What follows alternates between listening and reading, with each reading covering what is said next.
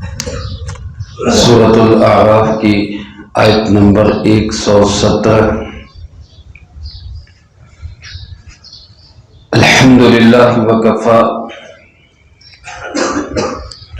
وسلام علی عبادہ الذین اصطفی، خصوصا علی سید الرسل وخاتم الانبیاء وعلى آلہ واصحابہ الاتقیاء۔ اما بعد فاعوذ باللہ من الشیطان الرجیم، بسم اللہ الرحمن الرحیم۔ وأوحينا إلى موسى أن ألق عصاك فإذا هي تلقف ما يأفكون فوقع الحق وبطل ما كانوا يعملون فغلبوا هنالك وانقلبوا صاغرين وألقي السحرة ساجدين قالوا آمنا برب العالمين رب موسى وهارون۔ حضرت سیدنا موسیٰ علی نبینا وعلیہ الصلاۃ والسلام نے فرعون کے دربار میں دعوت حق کے ساتھ دلائل اور معجزات پیش کیے، تو اس نے اور اس کے درباریوں نے ان معجزات کو جادو قرار دے کر جادوگروں کے ذریعے سے اس کا مقابلہ کرنے کی ٹھانی، اور اس کے لیے پورے ملک سے جادوگر اکٹھے کر کے ایک دن مقرر دن میں ایک طے شدہ میدان میں حضرت موسیٰ علیہ السلام کے سامنے لا کھڑے کر دیے۔ حضرت سیدنا موسیٰ علیہ السلام جو اللہ کے سچے نبی ہیں، انہوں نے جادوگروں سے کہا کہ تم جو اپنا کرتب دکھانا چاہتے ہو تم دکھا دو۔ چنانچہ جادوگروں نے، جن کی تعداد مختلف روایات میں مختلف تعداد آئی ہے، 300 سے 3 لاکھ تک، ان سب نے اپنی اپنی رسیاں، اپنی اپنی لاٹھیاں پھینکی، جو میدان میں سانپ بن کر دوڑتے ہوئے نظر آنے لگے۔ اب ہزاروں لاکھوں کی تعداد میں یہ سانپ ایک دم میدان میں ادھر ادھر دوڑ رہے ہیں۔ لوگوں میں خوف کا، ہیبت کا، دہشت کا کیا عالم ہوگا، اللہ ہی بہتر جانتا ہے۔ لیکن اللہ کے نبی حضرت موسیٰ علیہ السلام کی طبیعت پہ اس کا ذرہ سا بھی اثر نہیں ہوا، بالکل نہیں گھبرائے، کیونکہ اللہ کے نبی علیہ السلام تو جانتے ہیں کہ میرے ساتھ کون ہے، میرا اللہ ہے۔ میرے عزیز دوستو، جو حق کا کلمہ بلند کرتا ہے اس کے دل میں کسی کا کوئی خوف نہیں ہوتا، کوئی ڈر نہیں ہوتا۔ حضرت موسیٰ علیہ السلام منتظر ہیں کہ اب مجھے میرے رب کی طرف سے کیا حکم آتا ہے۔ اللہ پاک فرماتے اوحینا الی موسیٰ، ہم نے حضرت موسیٰ علیہ السلام کی طرف وحی بھیجی، پیغام بھیجا، ان القی عصاک، آپ بھی اپنی لاٹھی پھینک دیجیے۔ یہ معجزہ تو وہ پہلے بھی دکھا چکے تھے کہ لاٹھی کو پھینکتے تھے تو وہ سانپ بن جاتا تھا، اور بہت بڑا سانپ بن جاتا تھا۔ آج تو مقابلہ تھا، ہزاروں لاکھوں سانپ سامنے دوڑتے ہوئے پبلک کو نظر آ رہے تھے۔ ہزاروں کی تعداد میں مجمع دائیں بائیں اس مقابلے کو دیکھنے کے لیے کھڑا ہے۔ فرعون خود شاہی تخت پر بیٹھا اس مقابلے کو دیکھ رہا ہے۔ اللہ کے نبی علیہ السلام کو حکم ہوا کہ آپ بھی اپنی لاٹھی پھینک دیجیے۔ حضرت موسیٰ علیہ السلام نے لاٹھی پھینکی تو کیا ہوا؟ اللہ پاک فرماتے فَإِذَا هِيَ تَلْقَفُ مَا يَأْفِكُونَ، جو کچھ انہوں نے گھڑا تھا وہ سانپ ان سب کو چٹ کر گیا۔ اب یہ ایک فرق تھا جادو میں اور معجزے میں کہ جادو صرف نظر آ رہا تھا، اس میں حقیقت کچھ نہیں تھی۔ اگر وہ لوگ ان سانپوں کو پکڑ بھی لیتے تو کچھ نہیں ہوتا، کیونکہ وہ کوئی چیز ہی نہیں تھے، وہ صرف نظر آ رہے تھے۔ لیکن ادھر جادو نہیں، ادھر معجزہ تھا، حقیقت تھی۔ اسی لیے جیسے ہی وہ سانپ بنا تو اس نے سب کو نگل لیا، اور لاکھوں سانپ ایک دم میں ایک ہی لقمے میں وہ نگل گئے۔ تلقف کا معنی ہوتا ہے نگل جانا، چٹ کر جانا۔ پیران شیخ عبد القادر جیلانی رحمۃ اللہ علیہ، اللہ ان کی قبر پہ کروڑوں رحمت نازل فرمائے، ان کا ایک جملہ ہے جس میں اس لفظ کی بڑی وضاحت ہے۔ وہ فرماتے المؤمن وقاف والمنافق لقاف۔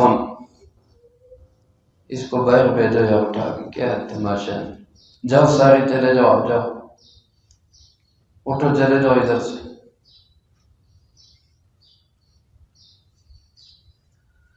حضرت پیران شیخ عبد القادر جیلانی رحمۃ اللہ علیہ فرماتے ہیں مومن آدمی وقاف ہوتا ہے اور منافق آدمی لقاف ہوتا ہے۔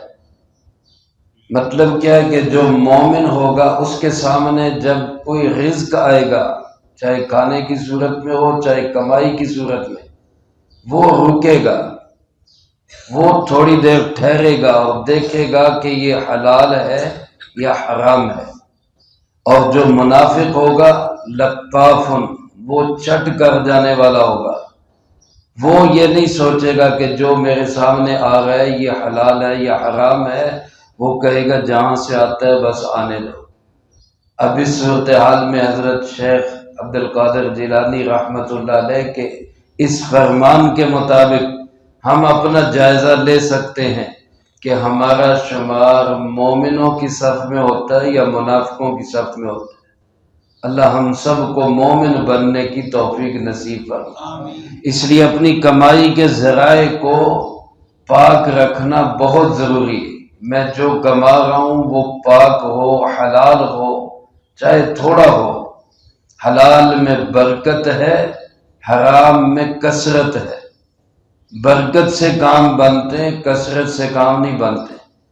اس لیے اللہ پاک سے دعا بھی کرنی چاہیے، دیکھنا بھی چاہیے، نظر بھی رکھنی چاہیے میری کمائی میں کوئی حرام پیسہ شامل نہ ہو۔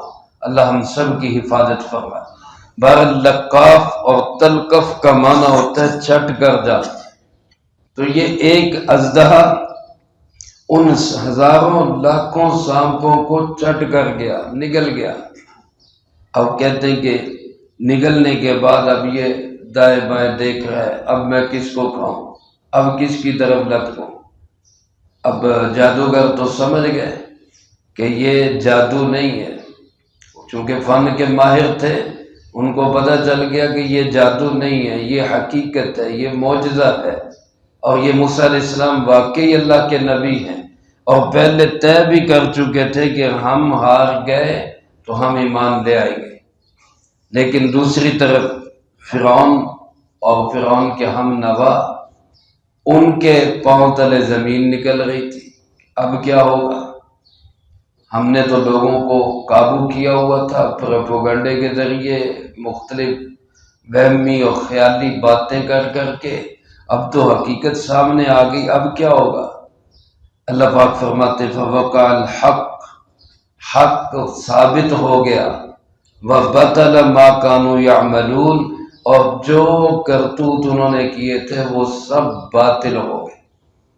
حقیقت یہی ہے کہ ایک نہ ایک دن حق نکھر کے سامنے آتا ہے اور باطل ہمیشہ بکھر جاتا ہے، وہ کبھی حق کے سامنے ٹک نہیں سکتا۔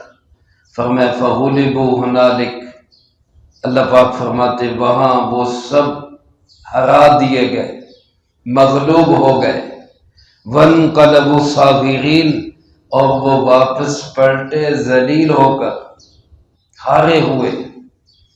فرعون نے خرچہ کیا، فرعون نے لوگ اکٹھے کیے، فرعون نے میدان سجایا، فرعون نے سارے کے سارے لوگوں میں اعلان کیا، نتیجہ کیا نکلا کہ جیت حضرت موسیٰ علیہ السلام کی ہوئی اور فرعون اور اس کا نظریہ ہار گیا۔ اللہ رب العالمین فرماتے وَأُلْقِيَ السَّحَرَةُ سَاجِدِينَ، جتنے جادوگر تھے سب کے سب سجدے میں گر گئے۔ یہاں لفظ اللہ پاک نے فرمایا القیا، گرا دیے گئے، خود نہیں گرے سجدے میں، گرا دیے گئے۔ مطلب کیا کہ صورتحال ایسی بن گئی، اللہ کا کلمہ اس طرح بلند ہوا کہ اس کے سامنے جادوگر بے بس ہو کر سجدے میں گر گئے، ان کی چلی ہی نہیں وہاں پہ۔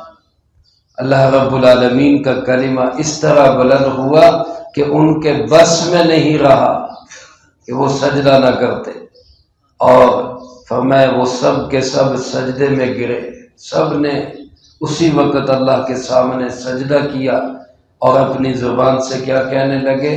آمنا برب العالمین، ہم ایمان لائے اس رب پہ جو سب جہانوں کو پالنے والا ہے، سب جہانوں کو پالنے والا، اس پہ ہم ایمان لے آئے۔ اب یہاں بھی ابھی ایک سوال تھا کہ فرعون بھی تو اپنے آپ کو رب کہتا، بلکہ رب نہیں رب اعلیٰ کہتا تھا، انا ربکم الاعلیٰ، میں تمہارا سب سے بڑا رب ہوں۔ تو کون سے رب کا یہ ایمان لائے؟ اس لیے جادوگروں نے ساتھ ہی وضاحت کر دی، رب موسیٰ و ہارون، ہم اس رب پہ ایمان لائے جو موسیٰ اور ہارون کا رب ہے۔ ہم فرعون کی ربوبیت کا انکار کرتے ہیں اور اس رب پہ ایمان لاتے ہیں جو فرعون کے مقابلے میں موسیٰ علیہ السلام اور ہارون علیہ السلام کا رب ہے۔ میرے محترم دوستو، یہ اللہ رب العالمین کی کرم نوازی ہوتی ہے، اللہ کی ہدایت ہوتی ہے، اللہ کی طرف سے انسان کا مقدر جاگتا ہے کہ ایک لمحہ پہلے وہ اللہ کے نبی کا مقابلہ کر رہے تھے، اب ایک لمحے کے بعد اللہ کے نبی پہ جان دینے کے لیے تیار تھے۔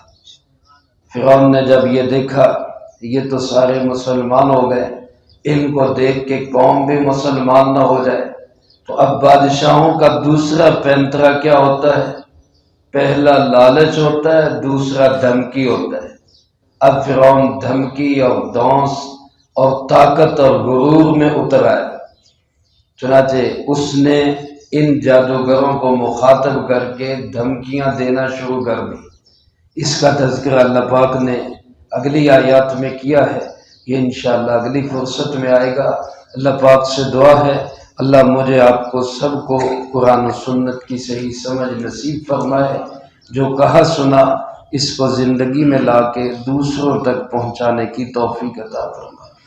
اللہم لک الحمد کما ینبغی لجلال وجہک وعظیم سلطانک، اللہم لا احصی ثناء علیک انت کما اثنیت علی نفسک، اللہم لک الحمد کما انت اہلو، فصلی علی محمد کما انت اہلو، وافعل بنا ما انت اہلو، فإنک اہل التقوی واہل المغفرہ، اللہم وفقنا لما تحب وترضى من القول والعمل والفعل والهدي والنية إنك على كل شيء قدير، اللهم طهر قلوبنا من النفاق وأعمالنا من الرياء وألسنتنا من الكذب وعيوننا من الخيانة فإنك تعلم خائنة الأعين وما تخفي الصدور، اللهم إنا نسألك حبك وحب من يحبك وحب عمل يقربنا إلى حبك،